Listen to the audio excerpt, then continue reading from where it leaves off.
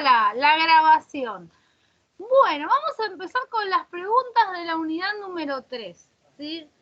Oh, Dios, me están hablando de vuelta. Ah, no, no era a mí, perdón. Bueno, no, pensé que mi mamá me estaba hablando, no, le estaba hablando uno de los gatos. Bueno,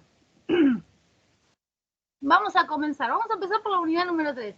¿En qué temas tienen dudas? Así yo me voy organizando a medida que voy planteando por unidad. Me gusta saber primero las dudas de la unidad y yo me organizo. Uy, ay, Paul, te vas a caer.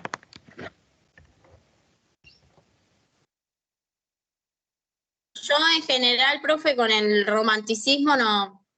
Nada. Bueno, ahora vamos al romanticismo. Bueno, ¿qué otra duda más hay de unidad 3?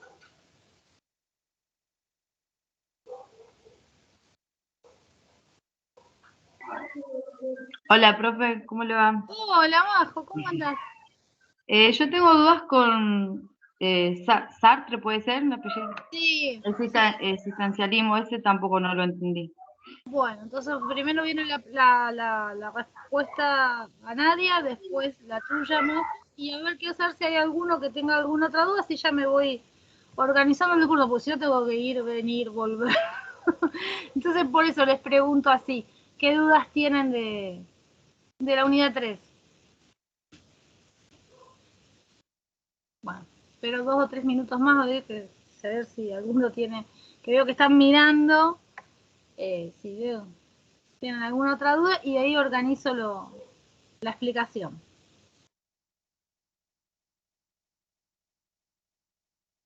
Bueno, el resto no tiene ninguna pregunta de la unidad 3, ninguna duda de la unidad 3. Capaz que los tipos de hombre de Nietzsche también, profe, está medio ahí como confuso, bueno, pero... ahora vamos ahí. ¿Y del resto, alguna otra pregunta? Yo estoy leyendo el módulo 3, profe, recién. ¡Ah!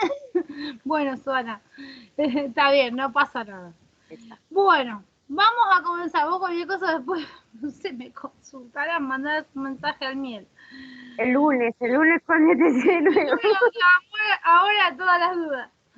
Bueno, vamos en orden. Entonces, románticos, tipos de hombre en Nietzsche y Sartre. Bueno, el romanticismo es un movimiento que surge a finales del siglo XVIII y principios del XIX.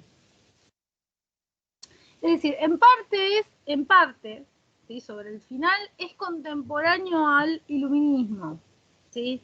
Pero en realidad es posterior, porque el iluminismo comienza desde principios del siglo XVIII. Lo que pasa es que el iluminismo es un movimiento que dura prácticamente un siglo o un siglo, mientras que el romanticismo dura 2 décadas, o sea, duró 40 años y gracias. Pero lo que tiene el romanticismo, o sea, que una parte del romanticismo coincide con el iluminismo, coincide inclusive históricamente con lo que es la ciencia moderna, con lo que es el concepto de ciencia moderna, o sea, que es contemporáneo en ese sentido, pero es posterior porque todo aquello ya está asentado, ya está, digamos, ¿cómo decirlo?, sedimentado. Y el romanticismo se va a oponer tanto a la ilustración como a la ciencia moderna. Nosotros, desde la perspectiva que le damos en el manual, solamente vemos la oposición que el romanticismo le hace al iluminismo, no a la ciencia moderna. Pero simplemente les comento que también se oponía a la ciencia moderna. Ejemplos de cómo el romanticismo se oponía a la ciencia moderna son las novelas de Frankenstein, de Mary Shelley, y Mr. Hyde, Dr. Jekyll y Mr. Hyde, de Stevenson, creo que es de Stevenson, si no me equivoco el autor, que son 2 novelas del romanticismo que justamente lo que están criticando es la ciencia. Para mencionarlo. Bueno, vamos propiamente al contenido del manual. El romanticismo, en primer lugar, se dice que es un movimiento crítico porque surge cuestionando todo lo anterior o lo vigente, o sea, literalmente critica el orden establecido. Y dentro de ese orden establecido entiende que la ilustración o que el iluminismo tiene una comprensión del hombre fragmentaria, es decir, que el hombre para la ilustración está fragmentado. ¿Por qué? Porque la ilustración solamente se queda con la parte del hombre que es la racional, es decir, a los iluministas, y nosotros en el manual solamente vemos a Kant y a Adam Smith como iluministas, solamente les interesa la razón. Sí, lo único que vale del hombre, lo único que importa del hombre es la razón, lo otro hay que dejarlo de lado. De hecho, en la ética de Kant eso se ve bastante claro, ¿no? Cuando él dice cuál es el problema para que la voluntad obedezca a la ley moral, y el problema es la sensibilidad. O sea, que a veces la voluntad se inclina por el lado de la sensibilidad y ahí no cumple el deber, no hace el deber. Claramente, ese tipo de planteo es un planteo donde pone el eje, donde pone el foco, el centro, ¿sí?, en la razón. Y eso es lo que le va a criticar el romanticismo al iluminismo. Entonces, la expresión que utiliza el romanticismo para, digamos, hacerle esa crítica al iluminismo es que el iluminismo hipertrofia la razón, es decir, hipertrofia es agrandar demasiado un músculo, o sea, desarrollar demasiado un músculo. O sea, para sintetizar lo que el romanticismo le critica a la ilustración es que la ilustración hipertrofia la razón, es decir, desarrolla excesivamente la razón en demérito, en desventaja del resto de capacidades que tiene el hombre, entre ellas la sensibilidad. Entonces, en oposición, ¿sí?, el concepto de hombre que da el concepto de hombre que da el romanticismo es que el hombre es, o sea, que el hombre debe ser una unidad, ¿sí? ¿Cómo decirlo? Una unidad integral, un sujeto integrado. ¿Entre qué? Entre dos tipos de potencias o dos tipos de fuerzas, entre dos tipos de capacidades. Es decir, es una unidad entre la capacidad racional o simbólica y la capacidad sensible o estética. El hombre es una unidad entre lo que siente y lo que piensa. O sea, eso es lo que piensa el iluminismo del hombre. Que el hombre es una unidad entre lo que piensa y lo que siente. Y que no se puede favorecer a una de estas capacidades por encima de la otra. Ambas capacidades deben, digamos, desarrollarse en conjunto. Entonces, el ideal del romanticismo es que si bien el hombre es una unidad entre estas dos capacidades, el hombre debe constituirse como una unidad armónica entre estos dos principios o entre estas dos capacidades. Es decir, que debe desarrollar equilibradamente tanto la razón como la sensibilidad. Y desarrollarlas equilibradamente significa desarrollarlas en paralelo, desarrollarlas de manera pareja. Es decir, que no porque yo le preste atención a mi sensibilidad, debo olvidar mi razón, o porque le dé atención a mi razón, deje de prestar la atención a mi sensibilidad, sino que ambas tienen que ir desarrolladas parejas. Es decir, supónganse, si yo tengo capacidad para pintar, sensibilidad, pero al mismo tiempo tengo capacidad para, no sé, ser matemática, tengo que desarrollar ambas capacidades en paralelo. No puedo sacrificar una capacidad para favorecer la otra. O sea, su ideal de hombre es un ser humano integrado en estas dos capacidades, en estas dos potencias que tiene el hombre. Entonces, como ese es su ideal, ellos entienden que quienes cumplen a la perfección ese ideal, o sea, o quien cumple a la perfección ese ideal, es el genio. ¿Sí? El genio. O sea, el genio es el ideal del romántico. Mientras que la ilustración, ¿sí?, en la ilustración el ideal de hombre, o sea, el modelo de hombre de la ilustración es el hombre racional. Pero el ideal de hombre, o sea, donde todos los hombres debieran llegar según la ilustración, es al ciudadano ejemplar. ¿Sí? El ciudadano, aquel que se ocupa de las circunstancias, digamos, de su ciudad, de su polis, ¿no? O sea, esa es el ideal imaginario que tiene la ilustración sobre el hombre. El romanticismo no, al romanticismo no le interesa el ciudadano ejemplar, sino que le interesa el genio. ¿Por qué? Porque el genio es quien para ellos, o según ellos, logra integrar sus capacidades estéticas y sus capacidades o su capacidad racional. Entonces logra integrar ambas cosas. Ahora bien, ¿quiénes pueden ser genios? Bueno, hay 3 modelos de genio, o 3 tipos de genios, o 3 clases de genios. Los 3 son genios. Está el artista, que es el más evidente, porque es genio, o sea, el artista es aquel que tiene la capacidad de mostrar su mundo privado, su mundo interior, a través de su arte y hacerlo público, o sea, darle expresión, darle realidad a su mundo privado. Entonces, por eso es un genio. Porque, porque Van Gogh me permite ver las estrellas como huracanes, siendo que es algo que solamente él podía ver. Entonces, a partir de que vemos las estrellas como huracanes en Van Gogh, bueno, sabemos que hay otro mundo distinto al ver las estrellas como habitualmente las vemos. Por ejemplo, o porque vemos en Dalí, no sé, los relojes derretidos, bueno, también podemos apreciar la realidad de una manera distinta. Entonces el genio es aquel que tiene la capacidad de mostrarme la realidad de acuerdo, digamos, a su mundo interior. Por eso, perdón, el genio no, el artista es un genio por eso.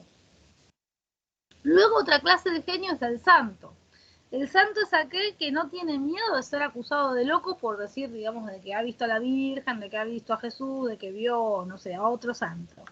Ese es el santo, o sea, aquel que ve apariciones, que tiene un comportamiento, digamos, de acuerdo a determinados principios espirituales, ¿sí? Sin importar si los demás lo juzgan de que está loco o no. O sea, este es el santo.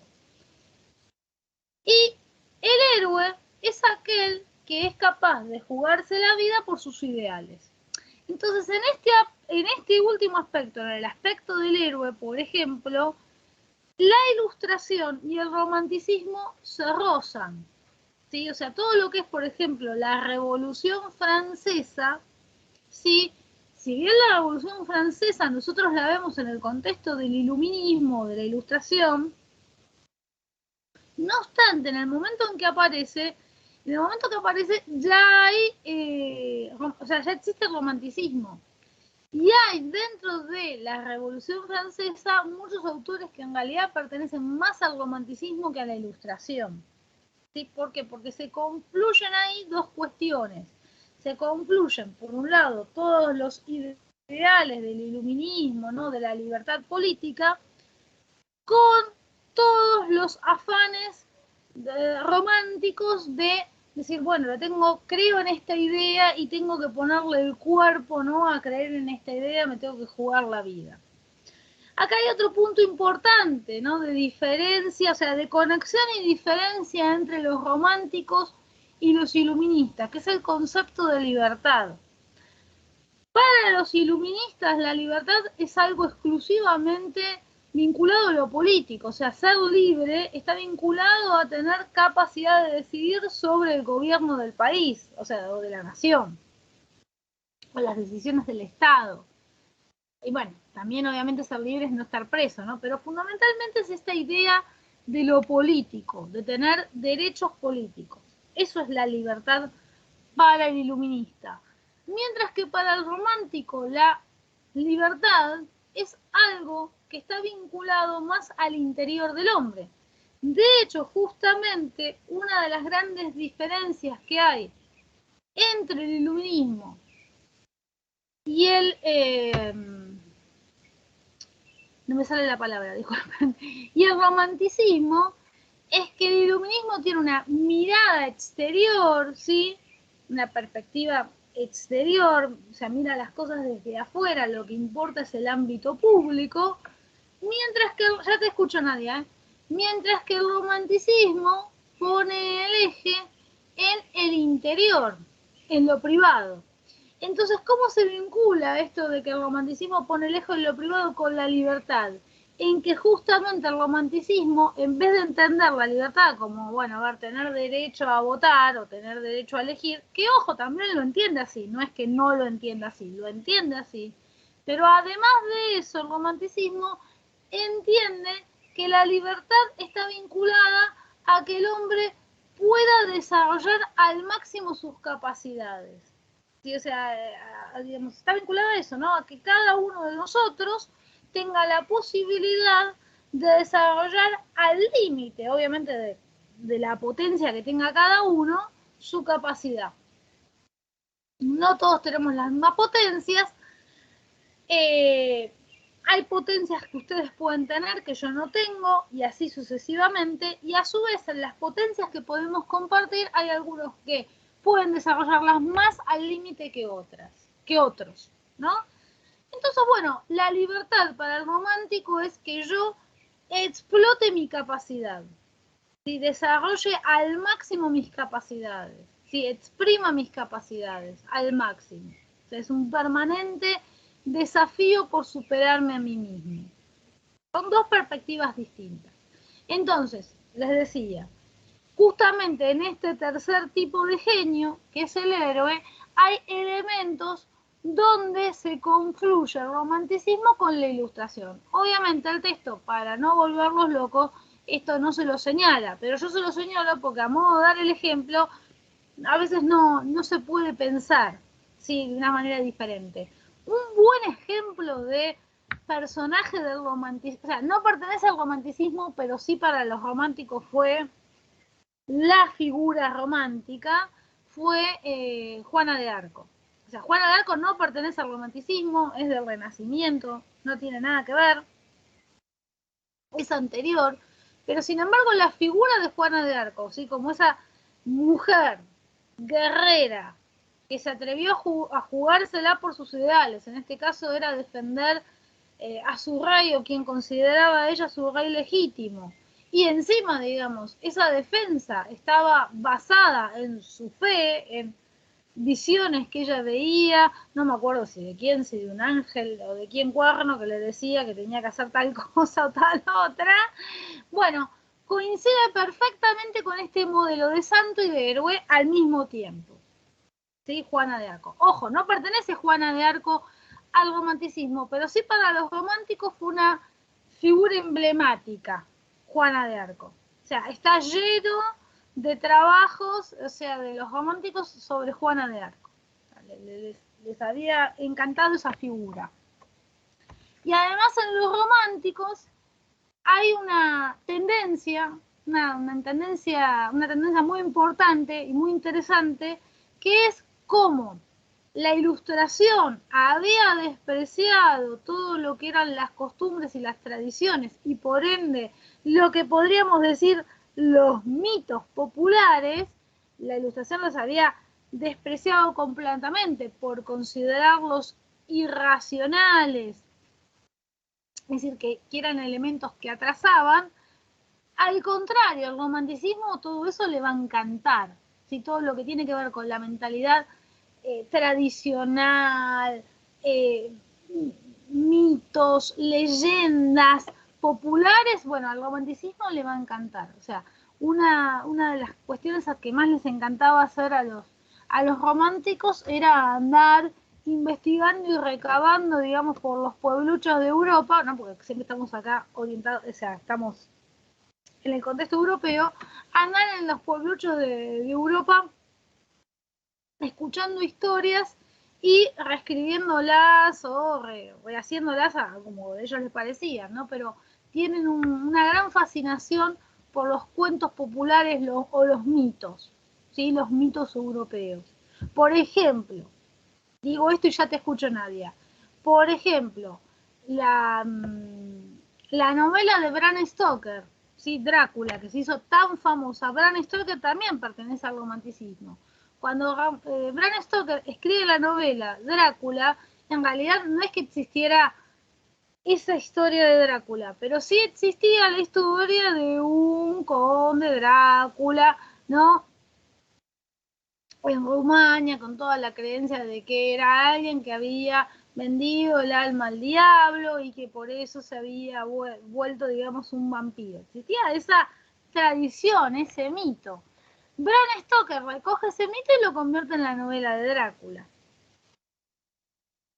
¿Sí? O sea, ese nivel de fascinación tienen los románticos por el mito. O sea, literalmente, si lo quisiéramos comparar con otro punto del programa, podríamos decir que los iluministas están como del lado del logos, mientras que los románticos se ubican del lado del mito.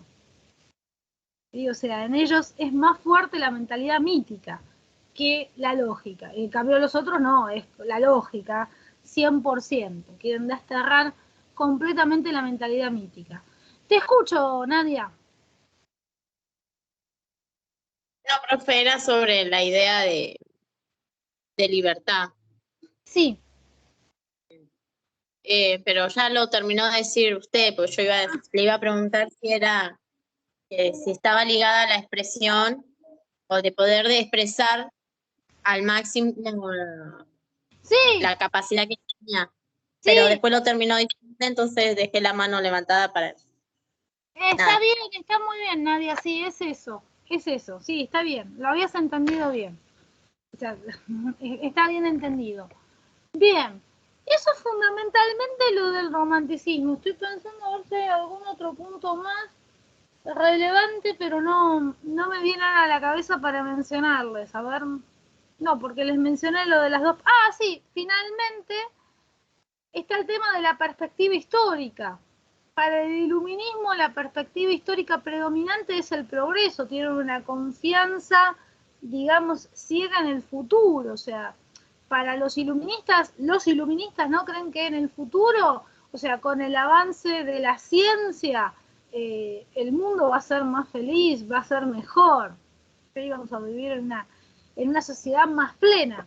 Mientras que el romanticismo tiene en ese sentido una mirada completamente distópica sobre el futuro, o sea, no tiene ninguna confianza en el futuro, considera, digamos, que esa mentalidad del iluminismo, que ya es tecnológica, distancia al hombre de la naturaleza, y entonces ellos, al contrario, desde la perspectiva histórica, tienen una mirada nostálgica, es decir, tienen una mirada hacia el pasado, ¿sí? Hacia recuperar el pasado. ¿Por qué? Porque lo que quieren recuperar es el vínculo del hombre con la naturaleza o con la divinidad.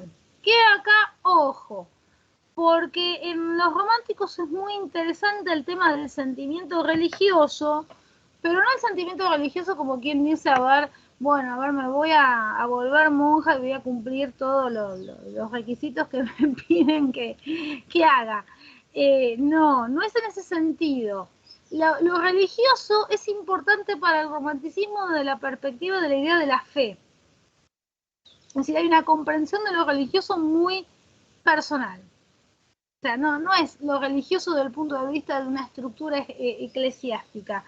Es lo religioso desde la perspectiva del sentimiento personal que una persona puede tener por la divinidad o las divinidades, ¿sí?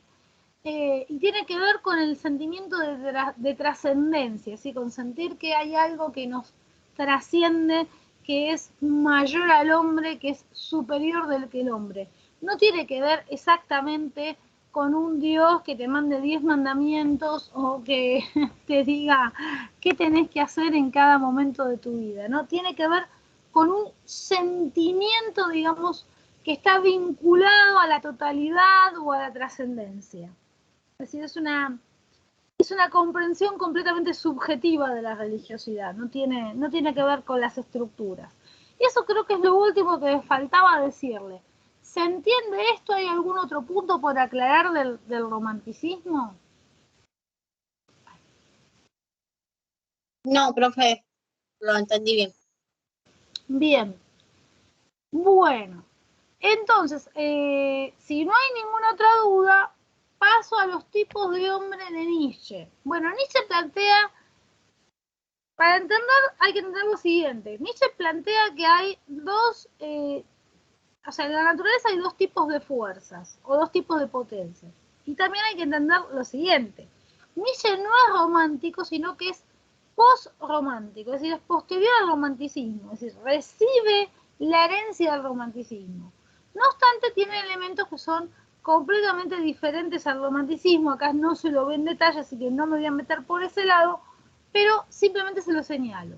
Entonces, como herencia del romanticismo, de alguna manera, Nietzsche comprende que la naturaleza, o que en la naturaleza coexisten, ¿no? Se dan dos tipos de potencias, ¿sí? Dos tipos de fuerzas. Entonces habla de fuerzas activas y de fuerzas reactivas, es decir, toda la naturaleza está atravesada por estas dos fuerzas, desde un árbol, un león, a nosotros mismos los seres humanos. Estas fuerzas que están en la naturaleza son fuerzas inconscientes, pero ojo, cuando digo inconsciente en este contexto, no lo estoy diciendo en el sentido de Freud, ¿no? Porque Nietzsche de Freud nada, cero. O sea, no lo estoy diciendo en el sentido de Freud. Lo estoy diciendo en el sentido de que son fuerzas no racionales, son fuerzas que no son voluntarias, que no las reflexionamos. En ese sentido, no las podemos manejar racionalmente, ¿sí? Entonces hay dos tipos de fuerzas en toda la naturaleza.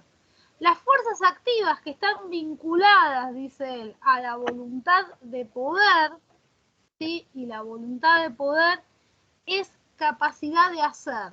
Es decir, es ese, quiero escalar una montaña y me propongo escalar una montaña. O digo, quiero rendir el examen de filosofía, lo quiero rendir con una buena nota y me pongo a estudiar para el examen de filosofía, ¿sí? O sea, la voluntad de poder es eso, es esa capacidad de ponerte propósitos y ponerlos en marcha, ¿no? Porque si yo me pongo el propósito y ahí quedó, bueno, no es voluntad de poder. O sea, supónganse, si yo digo, quiero hacer dieta, y después desayuno torta, mea culpa.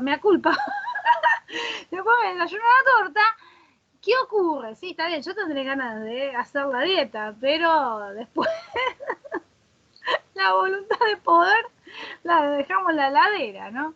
Al costado del resto de la torta. La dejamos, digamos ahí. O sea, la voluntad de poder es la capacidad de ponerte propósitos y de disponerte a hacer esos propósitos, ¿sí? O sea, es eso la voluntad de poder.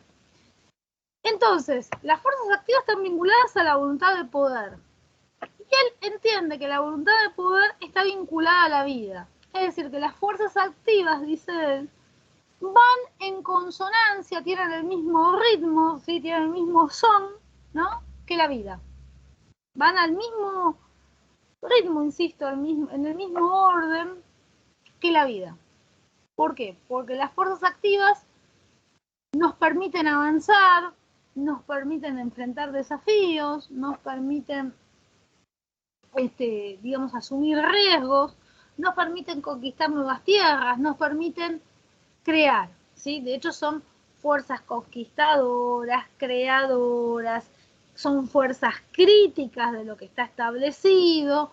En ese sentido, como son fuerzas creadoras, o sea, creadoras de nuevos órdenes, son destructoras de órdenes anteriores, es decir, son fuerzas de renovación, de recambio, ¿sí? Y él entiende que la vida se caracteriza por eso, por el recambio, por la renovación. De hecho, justamente, si uno se pone a observar la naturaleza está permanentemente en cambio, ¿no? Y en renovación. Es decir, hasta en las mismas especies vegetales, las especies vegetales tratan de avanzar y cobrar territorio sobre otras. Y es una característica de la vida, esa voluntad de poder. Porque, insisto, esa voluntad de poder no es racional, sino que es irracional. O sea que una planta, ¿sí? que nace en un lugar completamente, digamos, no próspero para desarrollarse, pero que igual se desarrolla por voluntad de poder de acuerdo al esquema nietzscheano, ¿sí? Y les doy un ejemplo sonso. Yo me acuerdo que muchos años veía a veces desde el colectivo una casa abandonada, en donde en las tejas habían crecido unos yuyos. No sé qué yuyo era, pero era un yuyito que tenía florcita. Y no era no era una planta, era un yuyito. Bueno, no sé, yo de botánica no me pida que pueda establecer esas distinciones. Pero había crecido un yuyo. ¿Sí? Tipo como si fuera una ruda, una cosa de esa. Había crecido de las tejas. Y estuvo años ese yuyo, esa planta, digamos, ahí. Y viviste coleando, estuvo años ahí, ¿no? O sea, creo que desapareció el día que tiraron abajo la casa. A lo que voy, eso es lo que Nietzsche entiende, ¿no? Como voluntad de poder. O sea, esa planta estaba viva en una teja por voluntad de poder. O sea, porque tenía lo mínimo, seguramente, para nutrirse. Bueno, sí, recibiría agua, pero tenía los mínimos nutrientes. Igual, no obstante, habría logrado fabricar, digamos, con la poca tierra en la que había germinado, había logrado suficientes, o obtener suficientes nutrientes para sostenerse la misma planta durante mucho tiempo. ¿Sí? Es a eso a lo que apunta Nietzsche. Y por otro lado, en contrapartida, existen las fuerzas reactivas. Ojo, todos los seres vivos tienen ambas fuerzas, las activas y las reactivas. Lo que pasa es que predomina más una que la otra. ¿Sí? En un determinado momento de la vida a uno le puede predominar más una fuerza y en otro otra. Y no se maneja, insisto, racionalmente. Las fuerzas activas están vinculadas al control, al cuidado y lejos, digamos, de estar vinculadas justamente a la expansión, están vinculadas al repliegue, es decir, controlan, cuidan, dicen, no, nos mantenemos acá, nos quedamos acá y acá cuidamos lo que tenemos, ¿sí? O sea, las fuerzas activas son fuerzas de control, de cuidado. Entonces, en toda la naturaleza está atravesada por estos dos tipos de fuerzas.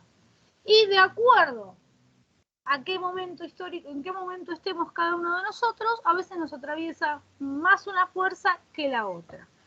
Ahora bien, cuando Nietzsche habla del hombre, Nietzsche diferencia a los hombres en dos tipos, de acuerdo a qué tipo de fuerza es la que predomina más en ese hombre. Pero, ojo, esto siempre es transitorio o provisorio. ¿Por qué? Porque vuelvo a repetir el concepto para que quede claro. En una determinada época de mi vida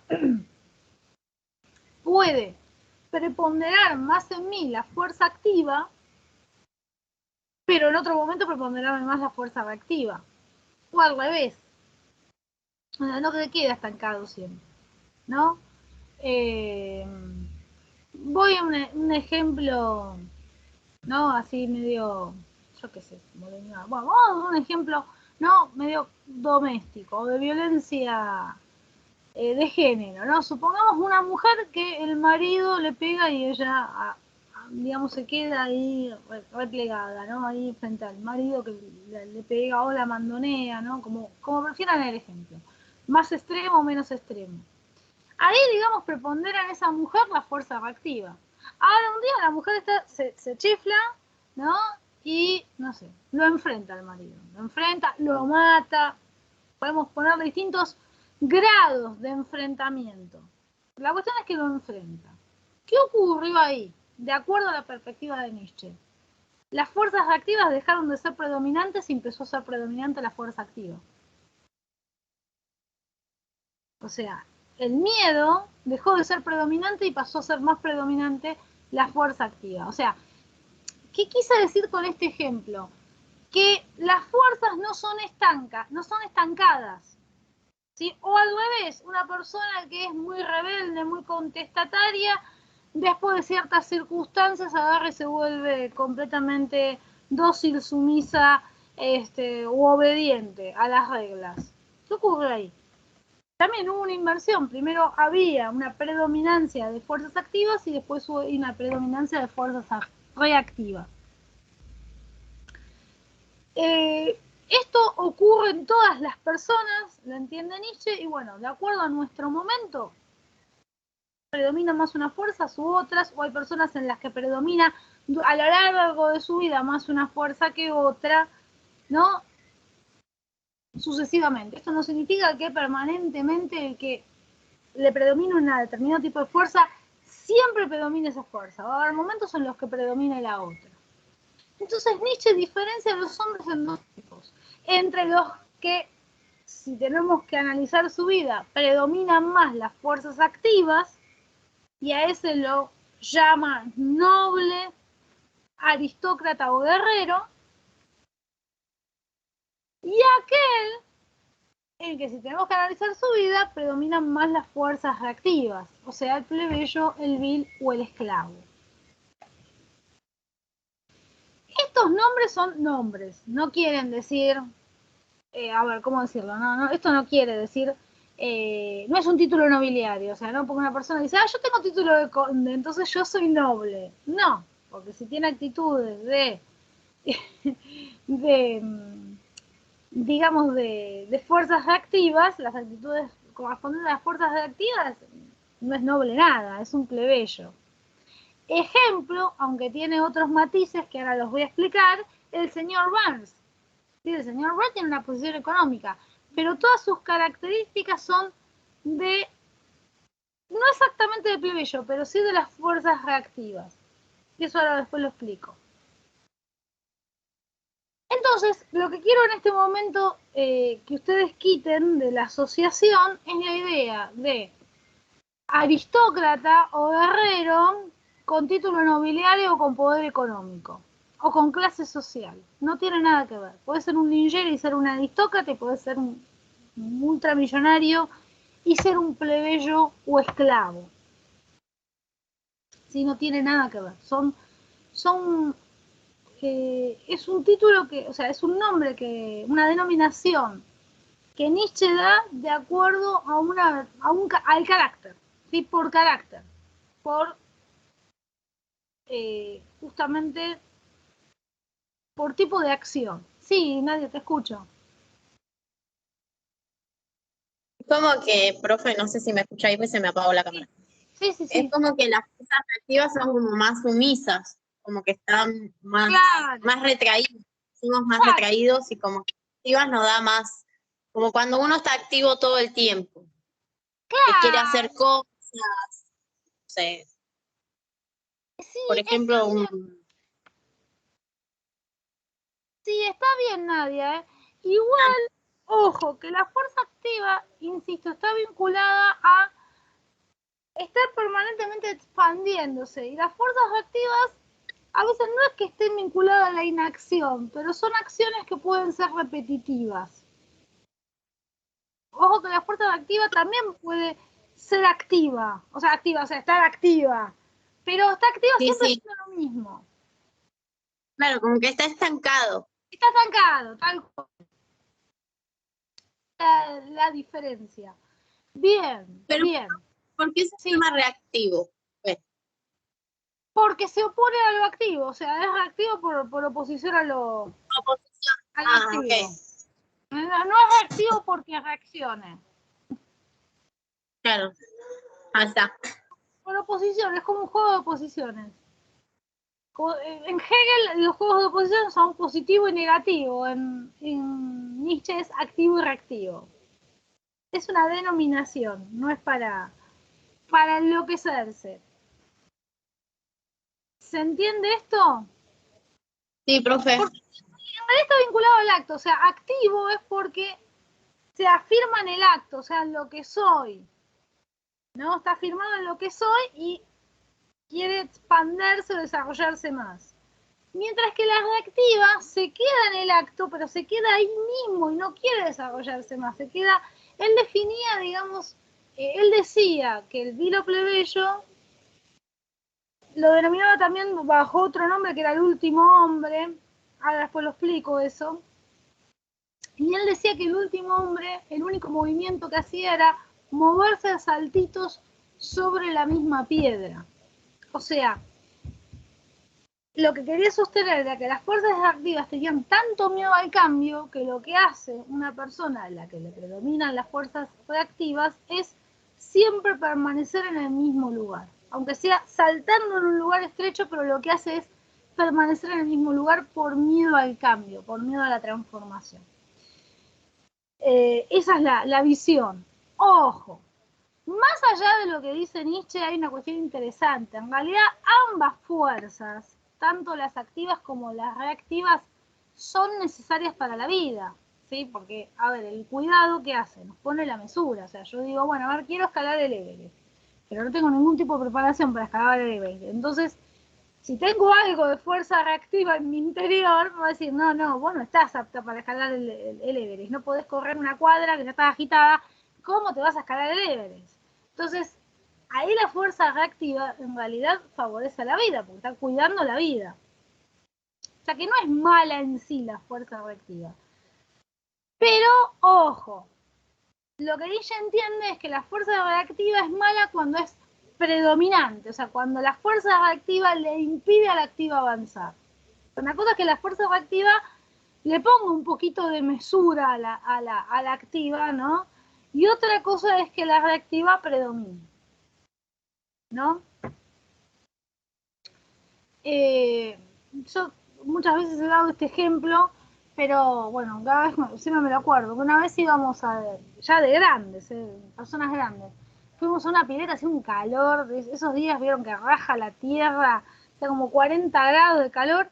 Vamos a una pileta con un grupo, en ese grupo había 2 hermanos y estábamos, la mayoría del grupo estábamos, ¡ah! El agua, ¿viste? Una cosa así, el mecanismo infantil total.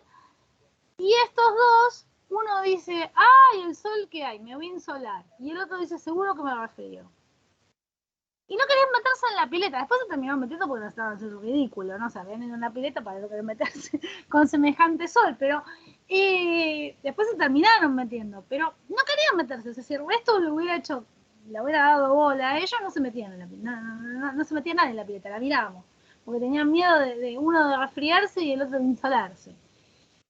Eso es la fuerza reactiva. Es una fuerza que impide a la persona hacer cosas, realizarse, disfrutar. Incluso impide el disfrute, la fuerza reactiva. Impide que vos te disfrutes de algo. Está vinculado a eso. Entonces él dice que las personas que predominan las fuerzas reactivas son viles o plebeyos. Y en las que predominan las fuerzas activas son nobles o guerreros. ¡Ojo! Vuelvo a repetir. Yo puedo ser noble o guerrero en un periodo de mi vida y en otro periodo de mi vida ser plebeyo. ¿Sí? Eso puede cambiar, de acuerdo a qué actitud tenga. Bien, eso es fundamentalmente la diferencia. Es plebeyo, no es esclavo. ¿Cómo suena? Es plebeyo, no esclavo. Es lo mismo. Es lo mismo. Ojo, otro punto importante, no confundir esta diferencia que establece Nietzsche entre aristócrata y plebeyo o entre amo y esclavo que plantea Nietzsche con el amo y el esclavo en Aristóteles. ¿Por qué hago esta aclaración? Porque muchas veces en los exámenes, no sé por qué, se ve que en algún resumen, síntesis, terminan a veces haciendo cualquier cosa y a veces mezclan el amo de Aristóteles con el amo de Nietzsche y viceversa, ¿no? El esclavo de Nietzsche con el esclavo de Aristóteles, ¿no? O al revés, ¿no? Los terminan mezclando. No los mezclen, no tienen nada que ver, lo único que coincide es el nombre. ¿Sí? Después son dos concepciones completamente distintas. Y fundamentalmente, ¿no? Lo que está diciendo ahí es que en el tipo activo, o sea, el tipo noble, es un tipo que se caracteriza, o sea, el hombre, ¿no? O sea, tipo me refiero por clase, ¿no? Es un sujeto que es autoafirmativo, dice, supónganse, yo soy escalador y demuestra, afirma que es escalador escalando una montaña. Mientras que el plebeyo, ¿sí? Envidia al aristócrata, envidia al noble, envidia esa capacidad que tiene el otro de realizarse y entonces lo critica, ¿sí? Y entonces en esa crítica siempre le va a buscar algo malo. Entonces en vez de decir, ah, mirá qué bien, aquel, mirá, se escaló el Everest, el plebeyo va a decir, está loco, está loco. O sea, ¿cómo va a ser eso? No piensa, no, yo qué sé, que puede dejar a una madre sin un hijo, ¿no? O sea, si la madre después lo necesita, o sea lo va a criticar el plebeyo. Como pasó con Facundo Arana, profe. ¿Cómo? Claro, tal cual. Que subió al Everest, decía, se descompuso y dice, ay, claro, ¿cómo no se va a descomponer? Se subió al Everest. la experiencia, que lo que había que saber antes de subir, no sé, lo criticaban por subir, pero llegó, el chabón llegó. No, pero ojo, lo que le pasó a Facundo Arana es súper común entre los escaladores, o sea, el escalador, justamente bueno, el deporte de escalar es literalmente un deporte muy, o sea, si lo tenemos que tipificar de acuerdo a Nietzsche, es un deporte completamente aristocrático. Porque el tipo pone en juego la vida, no le importa. Sabe que se puede morir, cualquier escalador sabe que se puede morir, pero no le importa. Su objetivo es llegar. Y si no lo llega, bueno, prefiero morir en el intento. Eso es muy de este tipo de hombre aristocrático nietzscheano. Eso es 100% la descripción del aristócrata en Nietzsche, ¿sí? Mientras que el plebeyo no, le tiene miedo a la muerte, entonces no se atreve a hacer determinadas cosas. Pero ojo, el plebeyo no solamente le tiene miedo a la muerte, le tiene miedo al cambio, o sea que está vinculado además con permanecer en situaciones que no siempre tal vez sean agradables o sean buenas, ¿sí? Está vinculado a eso. ¿Qué pasa, Jinky? ¿Vos qué tipo de gata sos? ¿Plebeya o aristócrata? Pobrecita, esta es la más plebeya, porque siempre se queda, pero últimamente se está atreviendo más. Me la están poniendo más aristócrata los otros. Bueno, sí, porque acá en casa tenemos los que no obedecen a nada, son unos desacatados, y dos que son todas así más moderadas. Bueno, retomo. Entonces tenemos esos dos tipos de hombres, ¿sí? Insisto, no son fijos, pueden variar porque uno no maneja esas fuerzas racionalmente. Y eso es importante.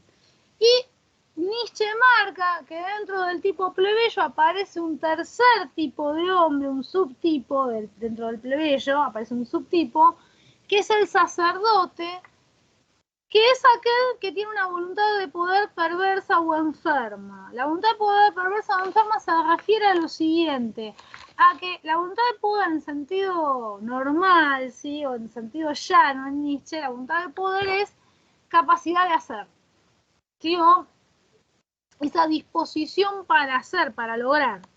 Esa es la voluntad de poder.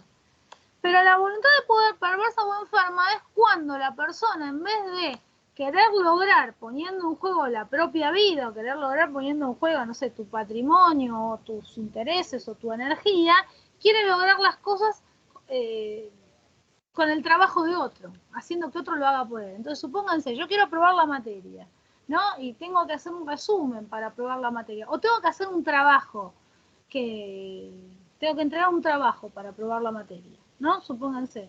Y bueno, ¿qué hace el sacerdote? Y logra manipular a los otros de tal manera que no trabaja y hacen los otros el trabajo por él y él se la gana de arriba. ¿Sí? O sea, esa es la figura del sacerdote. El señor Burns en realidad es un sacerdote porque él no hace nada, manda todo a hacer a Smither. ¿Sí? Es literal, pero el sacerdote entra dentro del tipo plebeyo en el sentido siguiente, ¿no? En el sentido de que es fuerza reactiva. Fuerza reactiva. ¿Qué pasa, Cinti? Le gustan los... Está atacada de mí todo, Cinti. Bueno. ¿Alguna duda más respecto a Nietzsche?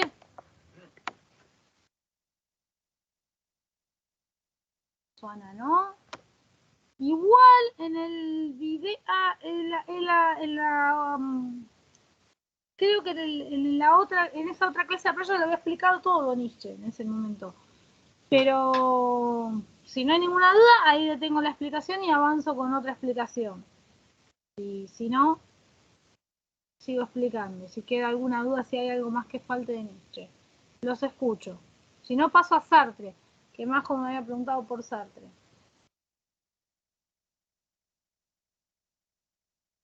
Bueno, vamos a pasar a Sartre.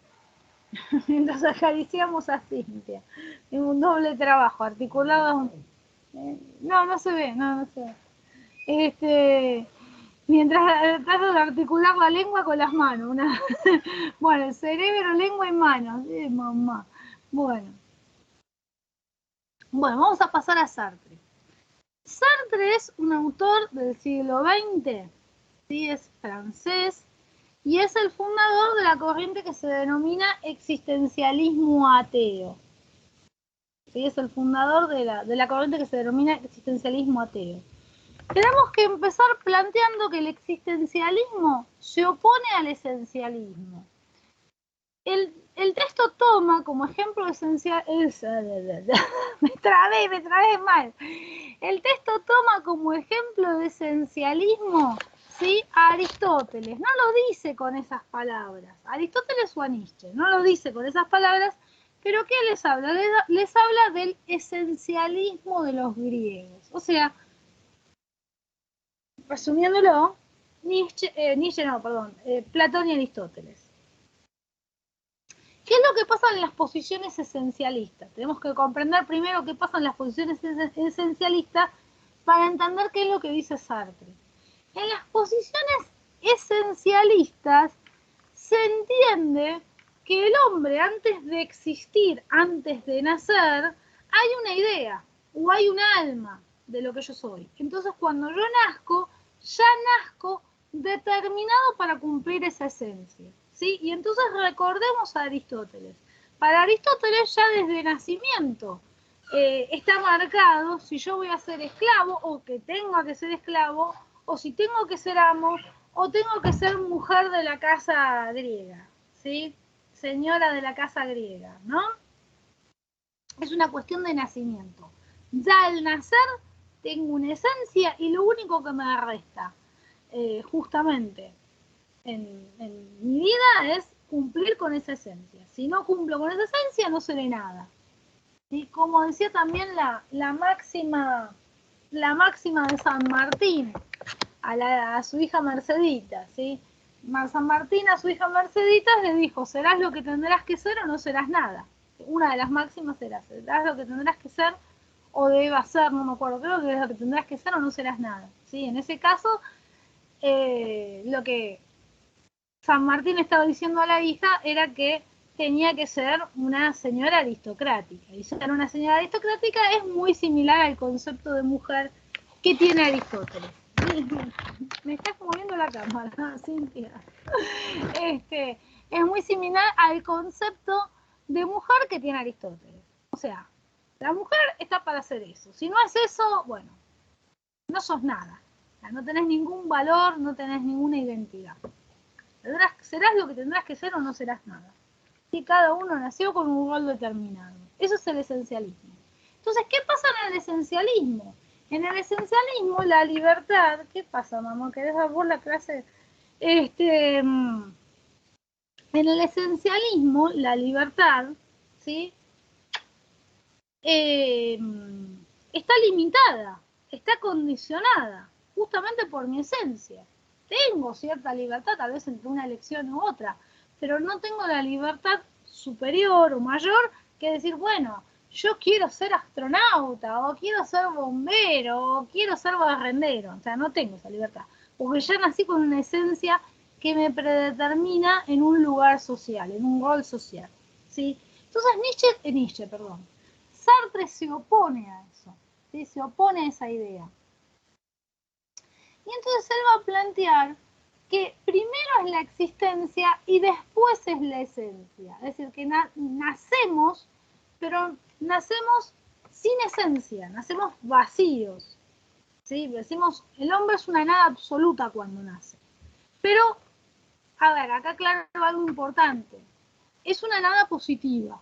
O sea, soy nada. O sea, yo nazco, no soy nada. No soy ni bombero, ni médico, ni enfermero. No soy nada.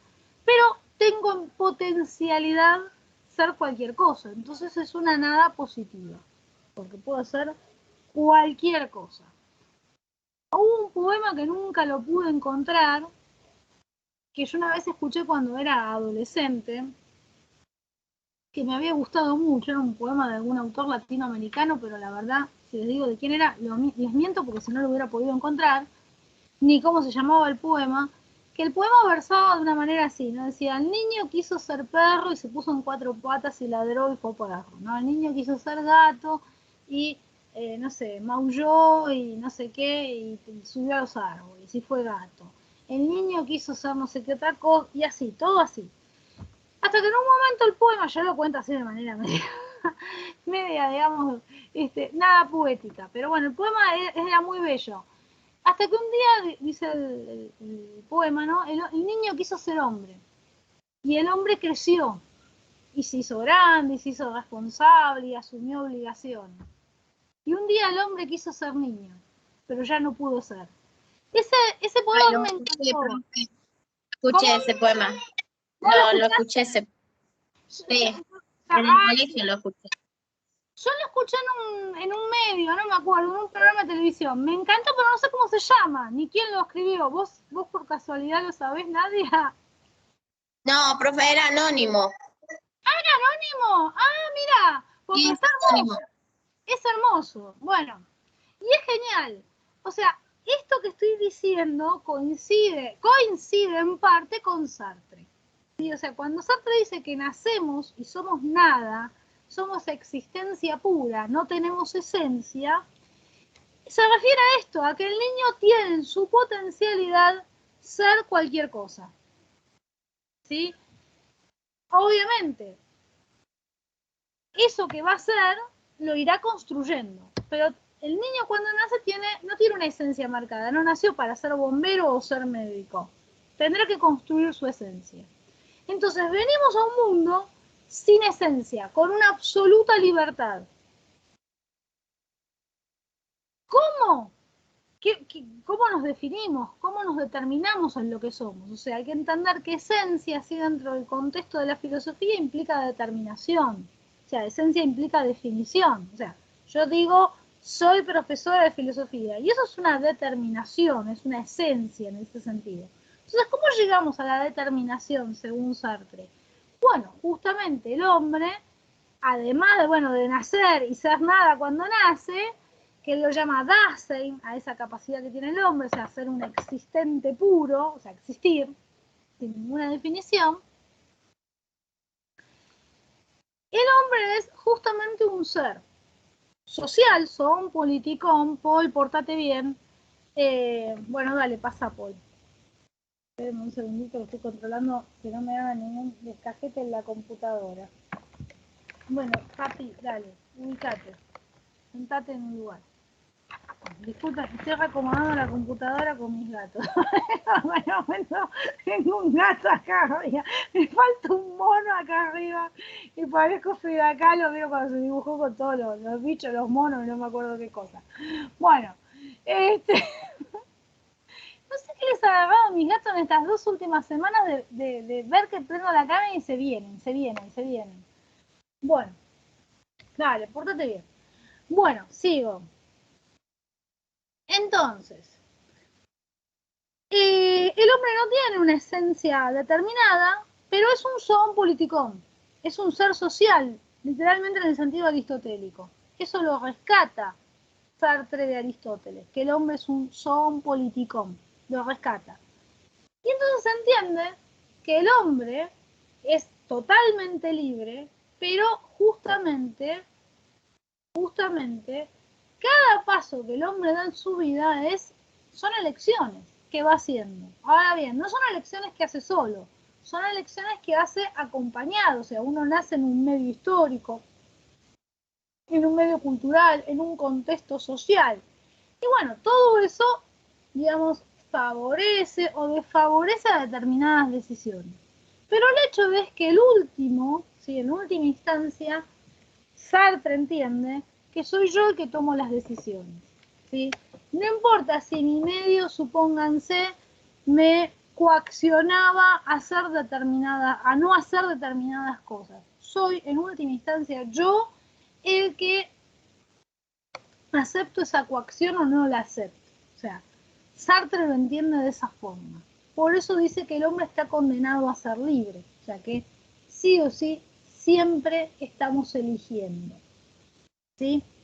Entonces, repito, vamos construyendo nuestra esencia en cada paso de nuestra vida. O sea, por ejemplo, ustedes ahora se están construyendo como enfermeros. ¿Sí? Es una decisión.